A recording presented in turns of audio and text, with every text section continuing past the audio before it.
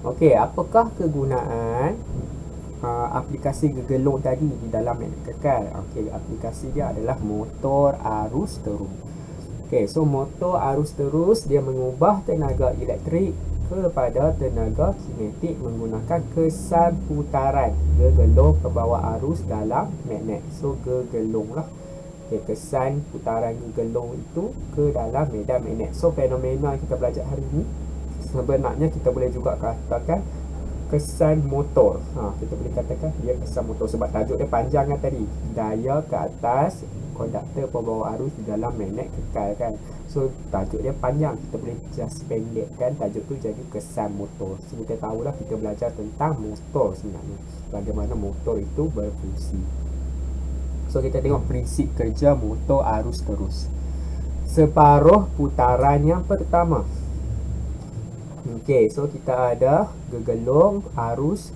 Ini bekalan kuasa kita, arus mengalir daripada positif ke negatif. So positif masuk ke berus karbon. So berus karbon ni adalah tujuannya untuk mengkonduksikan komutator ataupun mengalirkan arus elektrik ke komutator.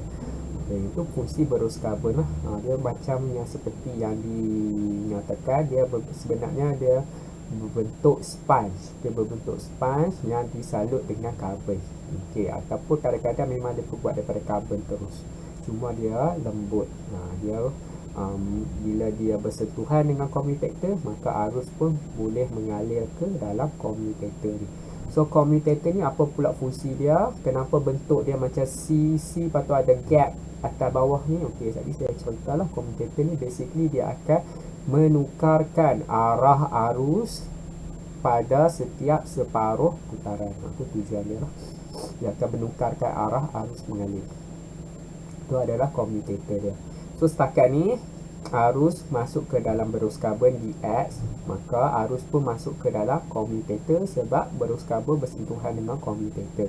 Maka komutator ni bersambung kepada gegelung, maka dia akan mengalirkan arus ke dalam gegelung, masuk ke A, ke B, ke C, ke D dan kembali semula ke komutator yang lain. Komutator yang lain yang warna biru ni akan mengalirkan ke berus karbon Y sebab mereka masih lagi bersentuhan dan arus keluar masuk ke bekalan kuasa arus terus semula. Okey, so dah kita dapati menggunakan tangan kiri planning di kawasan A dan B ni, A dan B, arus kalau kita punya mata kita di sini, arus adalah ke dalam skrin. Sebab dia masuk dari A ke B, maka arus ke dalam skrin kalau ikut mata kita di A. Okey, utara ke selatan saya dah buat elok. Saya dah tunjukkan ke arah selatan. So arah arus saya ni tak betul. So kita kena rotate kan. Pastikan yang ni kita kekalkan lah, rotate kan. Dan kita dapati daya dia ke bawah. Okey, betul lah daya yang ditunjukkan dalam buku ni pun ke bawah. Okey, maka kita tak perlu nak check yang di sebelah lagi satu, kerana bila ada satu daya ke bawah maka mesti ada satu daya ke atas atau sebaliknya lah. Kita hanya perlu check salah satu saja, tak perlu check dua-dua sampai nak putar kita punya jari kita ni, tak perlu sebab dia memang begitulah. Satu saja kita dah tengok maka kita boleh tahu yang lagi satu. So daripada atas ke bawah kan, maka dia berputar arah lawan jam. So atas ke bawah putar arah jam, arah lawan. Okey, so saya dah cerita dah segala dia punya isi-isi penting tu. Yang ni baru separuh putaran pertama. So bila komutator tu yang warna biru di atas, yang warna merah di bawah, maka berus karbon tidak bersentuhan dengan komutator sebab dekat sini ada gap kan. Maka pada waktu ketika itu arus tidak mengalir. Bila arus tidak mengalir, tiadalah kesan elektromagnet pada gegelung, tiada interaksi magnet dengan magnet kekal, maka tiada daya yang terhasil. Okey, tiada medan elektrik, tiada daya paduan yang terhasil pada dua-dua gegelung AB dengan CD. So apa yang berlaku? Gegelung ketika itu berada pada keadaan tegak. So sekarang ni mata kita dia berkeadaan tegak. So bila dalam keadaan tegak, tiada arus, tiada magnet, tiada putaran, tiada daya. Tetapi kita akan perhatikan putaran masih lagi berlaku. Dia akan turun balik dan rata, kembali rata kerana apa? Kerana inersia ni. Inersia bermaksud kecenderungan dia untuk mengekalkan arah gerakannya.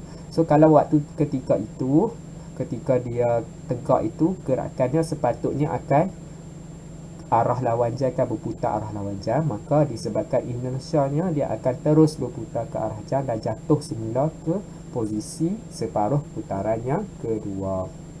Okey, pada separuh putaran yang kedua, kita dapati berus karbon dan komutator bersentuhan semula.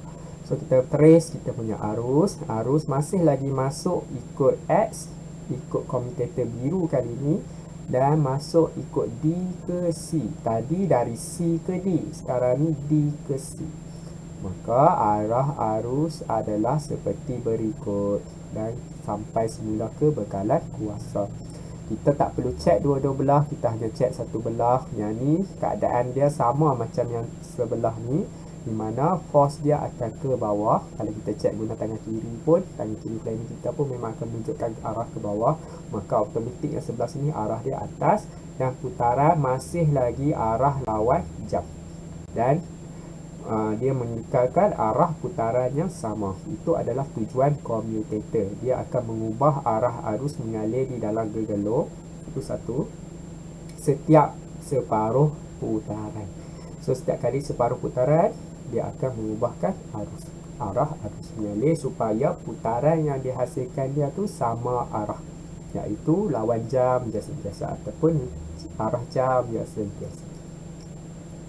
Dan proses ni berulang baliklah. Maka keadaan komutator kita sekarang ni biru ke bawah, merah ke atas, dan ada berus karbon yang tidak bersentuhan. Masih lagi bentuk yang sama, dia dalam keadaan tegak, cuma disebabkan inersia, dia akan terus berputar, jatuh semula dan kembali ke posisi asal baliklah. Okey, itu adalah prinsip kerja motor arus terus. Okey, faktor-faktor yang mempengaruhi kelajuan putaran motor. Tadi kita belajar tentang faktor-faktor mempengaruhi magnitude daya. Okey, dia bergantung kepada dua lagi faktor yang berkaitan: medan magnet, kekuatan medan magnet, dan magnitude arus. Okey, maka magnitude daya berkadar terus dengan dua ni. So kalau motor pula, putaran motor tu, macam mana kita nak menghasilkan putaran motor yang lagi laju? So dia bergantung kepada arus.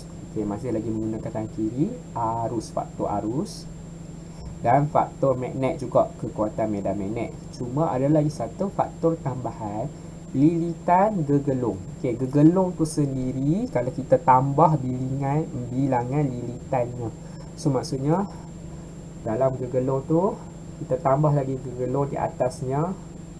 Lepas tu kita tambah lagi berlapis-lapis lah gergelung ni. Bertambah menjadi gergelung tu tebal.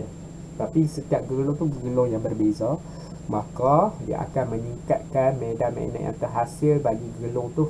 Okey, medan elektromagnet yang di sekeliling gergelung tu. So medan magnet ni bertambah, maka bertambahlah kekuatan putarannya. Itu adalah faktor-faktor yang mempengaruhi kelajuan putaran motor elektrik. Okey, so kita tengok jenis motor. Ada motor tanpa berus dengan motor berberus. Okey, motor tanpa berus tu maksudnya berus karbon tu lah. Okey, motor tanpa berus ni paling bagus kerana berus karbon tu tidak menghasilkan daya geseran dengan komutator. So daya geseran tu tidak bagus lah kan, sebab dia menghasilkan haba satu dan dia akan merosakkan berus karbon ataupun komutator itu. So kalau kat sini dia tak guna berus karbon dengan komutator, dia guna apa? Dia hanya gunakan magnet dengan gergelung. Okey, so kalau kita tengok daripada yang motor yang berberus ni, okey, magnet masih lagi kekal sama, tetapi kita punya gergelung dia ni dah jadi banyak lilitan gergelung kan. Kita nampak sini banyak lilitan gergelung, maka dia akan berputar. So kita tengok pula persamaan dengan perbezaan dia. Terdapat magnet dan gergelung menggunakan daya magnet untuk menghasilkan putaran. Perbezaan dia, gegelung pegun, magnet berputar. Untuk motor tanpa berus ni, magnet ni dia akan berputar, manakala yang ni statik, tidak berubah pergerakannya. Okey, maka magnet yang akan berputar. Okey, untuk yang motor berberus ni saya cakap magnet kekal, tidak berputar. Dia melekat pada badan motor tu. Cuma yang di tengah-tengah ni yang akan berputar. Okey, tiada berus karbon maka tiada geseran. Berus karbon bergeser, tadi saya dah cakap dah, akan mengalami kehausan, kerosakan. Tiada percikan bunga api sebab tiada geseran. Terdapat percikan bunga api kerana ada geseran. Bunyi yang lemah semasa motor beroperasi, maksudnya dia tak bising lah, tapi yang ni bunyi kuat sebab motor tu, berus karbon dengan commutator tu dia bersentuhan, bergeser, maka menghasilkan bunyi juga. So dia bunyi dia sedikit bising lah.